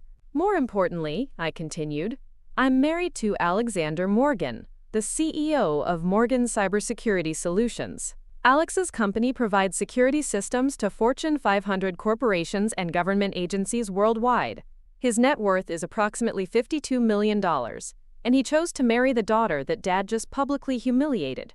The gasps from the audience were audible now. Several people were already pulling out their phones, presumably to verify the information I was sharing. In the age of Google, my claims would be fact-checked within minutes, which made lying pointless and honesty essential. My mother finally found her voice, though it was shaky and uncertain. "Emma, honey, why didn't you tell us? Why keep all of this secret? We're your family. We should have known about your success, your marriage, your achievements." The question was reasonable on the surface, but it revealed a fundamental misunderstanding of the dynamics that had shaped our relationship for decades. I took a deep breath before responding, knowing that my answer would either open the door to genuine change or close it permanently. "Mom, when have you ever wanted to hear about my achievements? When I graduated summa cum laude from Texas A&M, you asked if I was sure I didn't want to go back to school for something more practical. When I was accepted into the FBI Academy, you worried that I was wasting time on a career that wouldn't lead anywhere. When I tried to share my excitement about my work, you changed the subject to Isabella's latest success." I looked around the room, making eye contact with relatives who had witnessed years of these family dynamics. Some of them looked uncomfortable, recognizing the truth in what I was saying. Others looked confused, as if they were hearing about this pattern for the first time. I kept my achievements secret, I continued, because every time I've shared something I was proud of, you found a way to minimize it, dismiss it, or compare it unfavorably to whatever Isabella was doing. I wanted to have a marriage and a career that existed outside of those dynamics. I wanted to be successful on my own terms, without having to worry about whether it would measure up to your expectations. My father had been standing silent throughout this exchange, but now he stepped closer to where I stood. His earlier confidence was gone, replaced by something that looked like genuine confusion and dawning regret. Emma, I had no idea you felt that way. We've always been proud of you. Maybe we didn't express it well, but we never meant to make you feel unsupported or undervalued. The statement was probably sincere, but it also demonstrated exactly the kind of obliviousness that had characterized our relationship for years. I felt a flash of the old frustration, but it was tempered by something new, a sense of detachment that came from no longer needing his approval. Dad, 20 minutes ago you stood at that microphone and told 200 people that I was your biggest mistake. You said I was a disappointment who had refused to apply myself, despite having the same opportunities as Isabella. You characterized my life as settling for mediocrity, and suggested that my presence here tonight made Isabella's success look better by comparison. I gestured toward the ornate ballroom around us. You said all of this while standing in a room that I paid for, eating food that I bought, surrounded by flowers that I ordered. The biggest mistake you were describing has been quietly supporting this family for years, while you took credit for successes you didn't earn. The words were harsh but accurate, and they landed with visible impact. My father's face went through a series of expressions as he processed the magnitude of his error. It wasn't just that he'd been wrong about my capabilities. He'd been spectacularly, publicly wrong in the worst possible way. Isabella was crying now, though whether from embarrassment, guilt, or genuine sadness was unclear.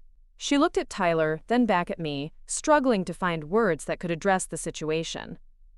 Emma, I'm so sorry, she said finally. I had no idea about any of this. I feel horrible that you paid for my wedding and I didn't even know. I feel worse that you felt like you had to keep your success secret from us. Her apology seemed genuine, and it was the first time in our adult relationship that she'd acknowledged the family dynamics that had affected me. It wasn't enough to repair decades of damage, but it was a start. Isabella, this is your wedding day, and you deserve to celebrate your marriage to Tyler, I said, my voice gentler now. I'm not trying to ruin your celebration. I'm just tired of being treated like a failure by people who don't know anything about my actual life. Tyler stood up from his chair and extended his hand to me. Emma, I owe you an enormous thank you. Isabella and I had dreamed of a wedding like this, but we never thought it would be possible. The fact that you made it happen, even while your family was treating you poorly, says incredible things about your character and generosity. His gratitude was sincere and specific, acknowledging both the financial contribution and the emotional sacrifice I'd made. It was exactly the kind of recognition I'd hoped to receive from my family, but it was coming from someone who'd known me for less than a year. Thank you, Tyler, I replied, shaking his hand. I wanted Isabella to have the wedding she'd always dreamed of. I just wish the circumstances of how she learned about it could have been different. The conversation was interrupted by a commotion near the ballroom entrance. The double doors opened to reveal Alex, flanked by 2 members of his security team. He moved through the crowd with the kind of confidence that comes from never questioning your right to be anywhere, his presence immediately commanding attention from everyone in the room. Alex was wearing a perfectly tailored navy suit that somehow made him look both approachable and formidable. His dark hair was slightly windblown from what had probably been a helicopter ride from the airport, and his expression was serious but controlled. When his eyes found mine across the crowded ballroom, his face softened into the private smile that was reserved only for me. Sorry I'm late, he said when he reached my side, his voice carrying easily across the silent room. Singapore ran longer than expected, but I caught the first flight out when I got your message. He kissed me briefly, a gesture that was natural and comfortable, but also served to demonstrate our relationship to the room full of strangers. Then he turned to face my family, his expression becoming more formal and professional. Mr. and Mrs. Rodriguez, he said, extending his hand to my parents. I'm Alexander Morgan, Emma's husband. I apologize for missing the ceremony. International business obligations kept me overseas until this afternoon. My mother took his hand with an expression that was somewhere between confusion and awe. My father looked like he was still processing the basic facts of the situation, struggling to reconcile his assumptions about my life with the evidence standing in front of him. Mr. Morgan, my father said finally, his voice uncertain. We had no idea that Emma was married. This is all quite a surprise. Alex's smile was polite, but didn't reach his eyes.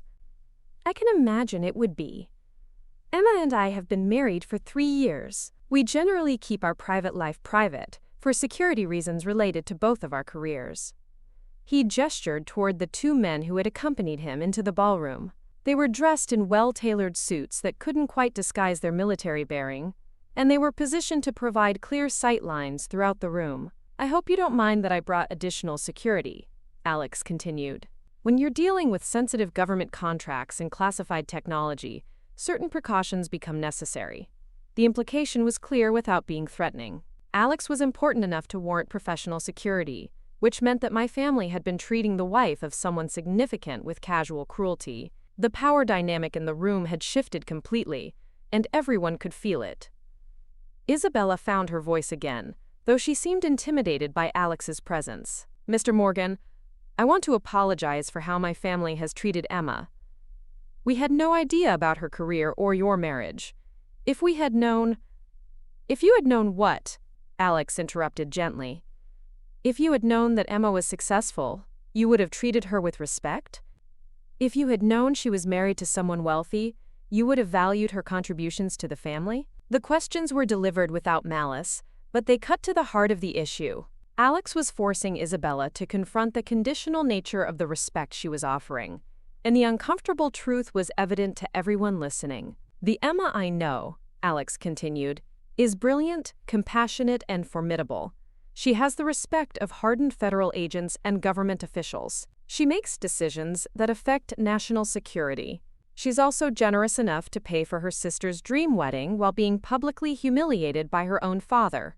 He turned to look directly at my father, his expression becoming cooler. What I witnessed from the terrace a few minutes ago was unacceptable. Emma signaled my security team to stand down because she didn't want to create a scene at Isabella's wedding. That's the kind of person your daughter is, even when she's being treated poorly by people who should know better. The implicit threat was unmistakable. Alex had the resources and connections to make my father's life very difficult, but Emma's restraint was the only thing preventing that from happening. The message was delivered with perfect politeness, but everyone in the room understood the underlying power dynamic. My cousin Sophia, who had been silent throughout the entire confrontation, finally spoke up from her table near the back of the room.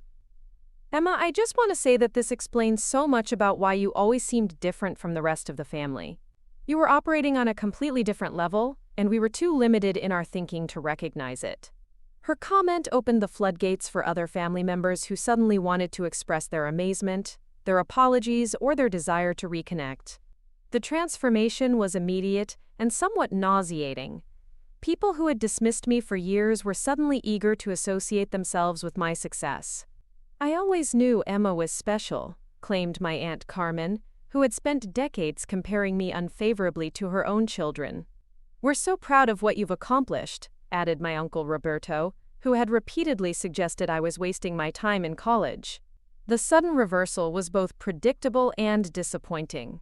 These people weren't celebrating Emma the person, they were impressed by Emma, the FBI agent married to a multimillionaire.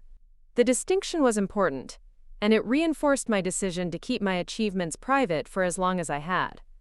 Alex seemed to recognize my discomfort with the sudden attention, because he stepped closer and spoke quietly in my ear. Would you like to leave? We can make our excuses and get out of here. The offer was tempting, but I realized that leaving now would feel like running away. I had started this confrontation, and I needed to see it through to whatever conclusion was possible. Not yet, I replied. I think we need to finish this conversation. I looked around the room at faces that were showing varying degrees of shock, admiration, embarrassment, and calculation. Some people seemed genuinely remorseful about how they'd treated me. Others appeared to be wondering how they could benefit from their connection to someone with my resources and influence. "I want to be clear about something," I said, my voice carrying across the ballroom. "I didn't reveal this information to embarrass anyone or to prove a point. I revealed it because I'm tired of being treated poorly by people who don't know anything about my actual life." I paused, looking directly at my parents. "Mom, Dad, if you want to have a relationship with me going forward, it needs to be based on mutual respect and genuine interest in who I am as a person. Not what I've accomplished, not who I'm married to, not what I can provide financially, but who I actually am." My mother was crying now, and my father looked like he was struggling to process the magnitude of what had transpired. The confident, dismissive man who had publicly humiliated me 20 minutes earlier had been replaced by someone who seemed genuinely shaken by the revelation of his error. "Emma," my mother said through her tears, "we want that relationship.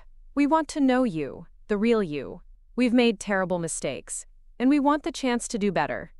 The statement was what I'd hoped to hear for decades, but it was coming too late, and under circumstances that made its sincerity questionable.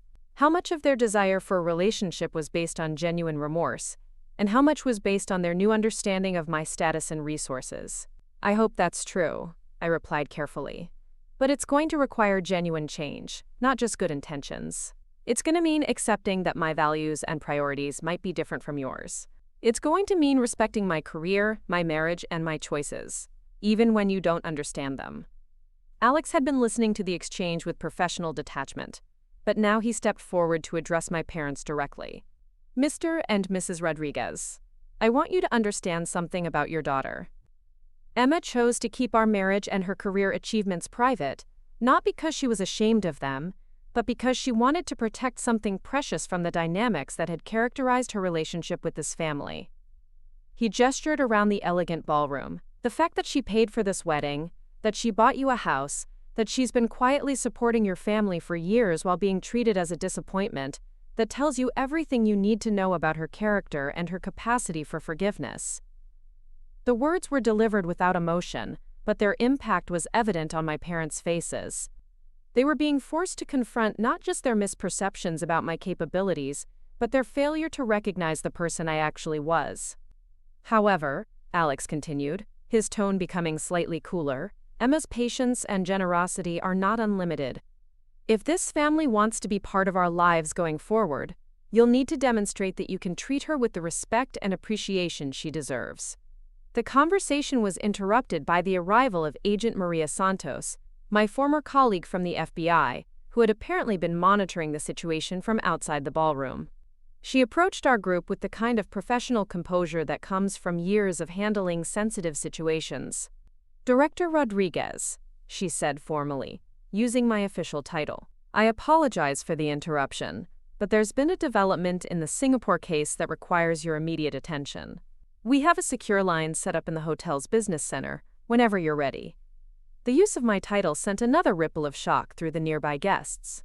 Director was not an entry-level position, and the fact that I was being consulted on an international case on a Saturday evening demonstrated the level of responsibility I carried. "Thank you, Agent Santos," I replied. "Please set up the call. I'll be there in 5 minutes." I turned back to my family, knowing that this interruption provided a natural conclusion to a conversation that had already gone on longer than anyone was comfortable with. "Isabella, Tyler, congratulations on your marriage. I hope you have a wonderful honeymoon and a lifetime of happiness together." I looked at my parents one more time. "Mom, Dad, we'll talk when you're ready to have a real conversation about our relationship.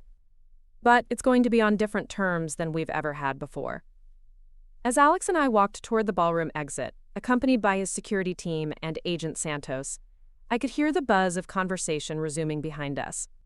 200 people had just witnessed a family drama that was more shocking than any entertainment they could have imagined, and it would be talked about for years to come. The hotel's business center was quiet and professional, with secure communication equipment that allowed me to participate in a classified briefing with agents in 3 different countries. The Singapore case involved a cryptocurrency fraud operation with ties to terrorist financing, and recent developments required immediate coordination between multiple agencies.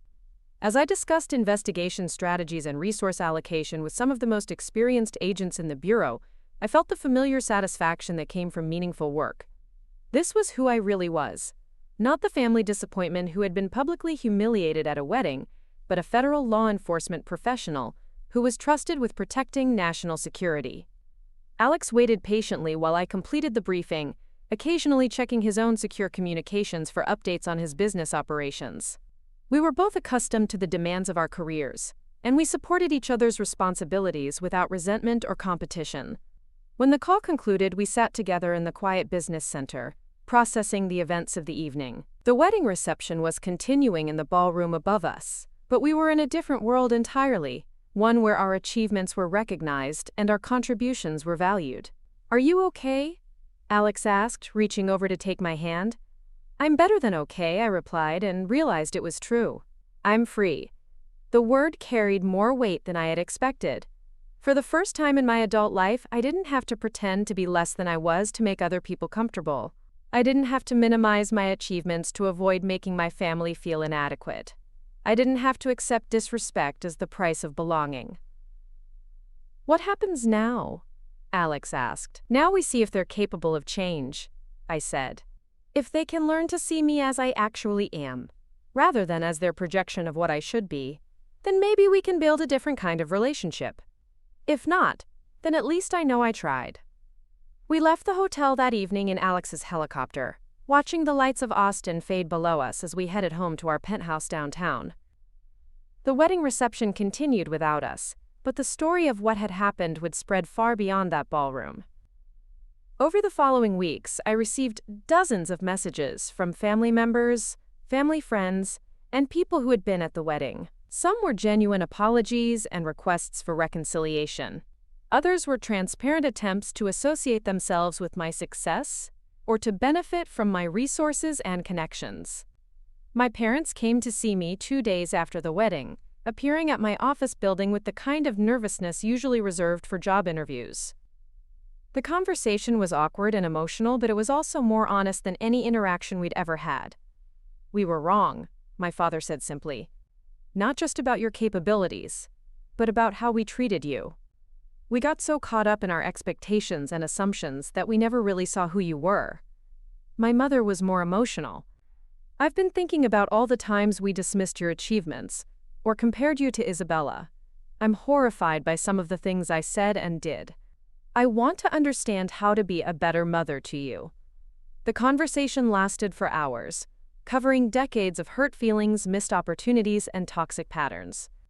It was painful but necessary, and it laid the groundwork for what might eventually become a healthier relationship. Isabella and Tyler returned from their honeymoon with a different perspective on family dynamics and a genuine desire to build a closer relationship with me. Tyler, in particular, proved to be a positive influence on the family, bringing an outsider's perspective that helped everyone recognize problematic patterns. 6 months later, our family dynamics had improved significantly, though the changes were gradual and sometimes fragile. My parents made genuine efforts to understand my work and my marriage, asking thoughtful questions that respected my security clearances while showing real interest in my life. Isabella and I developed a friendship that we'd never had as children, built on honesty about how the family dynamics had affected both of us in different ways. She began to understand that being the favored child had come with its own pressures and limitations, while I learned to see her achievements without the lens of comparison and competition. The most significant change was in how I saw myself and my place in the world. I no longer measured my worth by my family's approval or acceptance.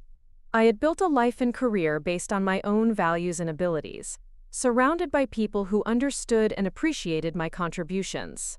The FBI work continued to be challenging and rewarding, with my recent promotion to deputy director bringing new responsibilities and recognition within the law enforcement community. Alex's company expanded internationally, creating new opportunities for collaboration on cases that benefited from both government and private sector expertise. Most importantly, we had proven that family relationships don't have to be accepted as unchangeable fixtures in our lives. They can be renegotiated, improved, or limited when they become destructive. The revelation at Isabella's wedding had been painful for everyone involved, but it had also created an opportunity for genuine change. A year after the wedding, Alex and I hosted Thanksgiving dinner at our home. The guest list included my parents, Isabella and Tyler, several FBI colleagues who had become close friends, Alex's sister and her family, and a few extended family members who had shown genuine interest in building better relationships. As I looked around the table at this diverse group of people, I realized that family isn't just about shared genetics or childhood history. It's about who shows up when it matters, who sees you clearly and loves you anyway, and who celebrates your successes without jealousy or condition. The wedding revelation had changed everything, but the real transformation had happened in the months that followed, as we all learned to see each other more honestly and interact more authentically. It wasn't perfect, and it required ongoing effort from everyone involved, but it was genuine in a way our family relationships had never been before. Sometimes the most powerful thing you can do is succeed quietly, until you're strong enough to share your truth with the world. Sometimes standing up for yourself requires dramatic action, but more often it requires the quiet courage to set boundaries and demand the respect you deserve. Your achievements matter regardless of whether they're acknowledged by the people you most want to impress. Your value as a person isn't diminished by others' inability to see it.